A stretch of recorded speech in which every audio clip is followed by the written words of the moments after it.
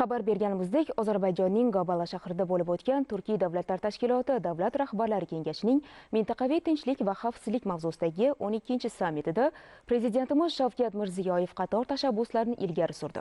Mazkur tashabbuslar Turkiy davlatlar tashkilotiga a'zo mamlakatlar o'rtasidagi hamkorlikni mustahkamlash, yangi iqtisodiy va ma'rifiy imkoniyatlar yaratish, Turkiy dunyo madaniy merosini xalqaro maydonda targ'ib etishga qaratilganligi bilan ahamiyatli bo'ldi. Qabul qilingan Gabala deklaratsiyasi Turkiy davlatlarining umumiy rivojlanishi va xalqlarimiz farovonligiga munosib hissa qo'shadi. Mazkur tadbirda ilgari surilgan masalalar yuzasidan ekspertlar, keng jamoatchilik fikr-mulohazalari bildirilmoqda.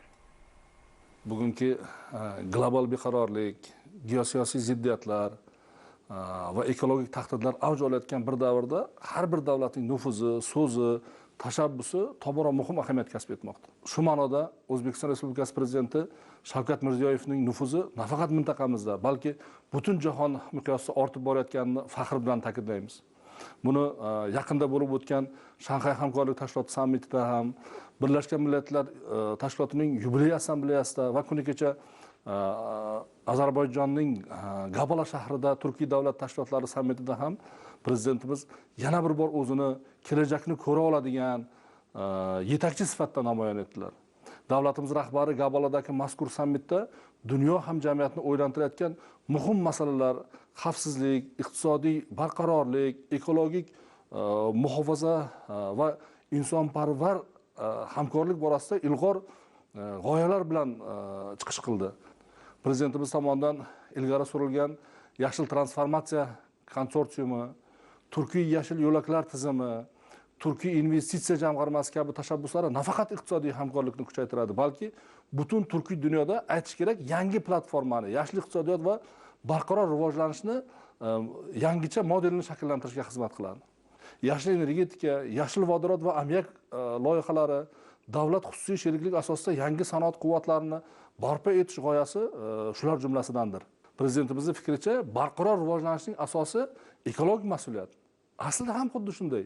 Shu bois Turkiy davlatlar makonida yoshlar o'rtasida ekologik bilimlarni rivojlantirish, tabiatga ehtiromni kuchaytirish bo'yicha qo'shimcha chora-tadbirlar ishlab chiqish tashabbusini ilgari surdi.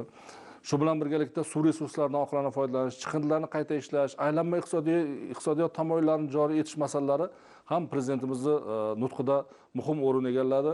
Bu nafaqat tabiatni muhofaza qilish, balki yangi ish o'rinlarini yaratish, yashil iqtisodiyotni o'sishiga turtki berish, impuls berishning zamonaviy yo'lidir. Yana bitta masala organik oziq-ovqat va qishloq xo'jaligi masalasi. Bu Gabala sammitdagi organik qishloq xo'jaligini rivojlantirish, umumiy Turkiy organik brendni jahon bozoriga olib chiqish g'oyasini ham ilgari surdi. Bu taklif, e'tibor qiling, dunyoda 225 milliard dollarlik organik mahsulot bozoriga kirish uchun ulkan imkoniyat. Birlashgan Millatlarning xalqaro oziq-ovqat tashkiloti tahliliga ko'ra, bu bozor har yili kamida 10% ga o'smoqda. Demak, Turkiy davlatlar ilmiy tadqiqot, seleksiya va logistika sohasidagi hamkorlikni kuchaytirsa, birlashtirsa, dunyoda ekologik toza mahsulot, ya'ni organik mahsulot yetkazib beruvchi yetakchi hududga aylanishi mumkin. Xulosa sifatida aytadigan bo'lsam, Gabala sammiti O'zbekiston prezidentining nufuzi va xalqaro maydondagi yetakchi rolini yana bir bor yorqin isbotidir. Prezidentimiz har doim tashabbuskor, amaliy yechim taklif etadigan, xalqaro hamkorlikni rivojlantirayotgan yetakchi ekanligini butun dunyo yana bir bor guvohi bo'ldi.